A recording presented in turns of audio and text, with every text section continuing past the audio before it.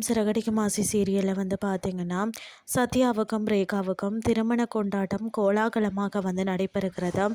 இதன்போது தன்னால் முடிந்த பரிசாக ரேகாவின் கழுத்தில் தங்க செயின் ஒன்றை அணிவிக்கிறார் மீனா. அந்த நேரத்தில் இந்த கல்யாணத்தை வைத்து சிந்தாமணியை எப்படியாவது பழி வாங்கணும் அப்படின்னு சொல்லி விஜயா திட்டம் போடுகிறார்.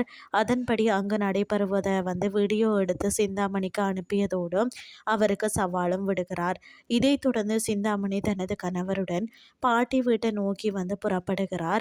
விஜயா வில்லங்கமாக எதுவுமே செய்ய வேண்டாம் என்று பார்வதி அவருக்கு அட்வைஸ் செய்கிறார். ஆனாலும் நான் சிந்தாமணிக்கு பதிலடி கொடுத்தே தீருவேன் என்று விஜயா உறுதியாக இருக்கிறார். இதைத் தொடர்ந்து சிந்தாமணி வரும் வழியிலேயே ரேகாவுக்கு தொடர்ந்து போன் செய்கிறார். ஆனால் அவர் போனை எடுக்கவில்லை. இதன் போது அங்கு வந்த விஜயா இப்போதைக்கு சிந்தாமணியின் போனை எடுக்க வேண்டாம் என்று எச்சரிக்கிறார். இதுதான் இன்றைய நாளுக்கான எபிசோட்.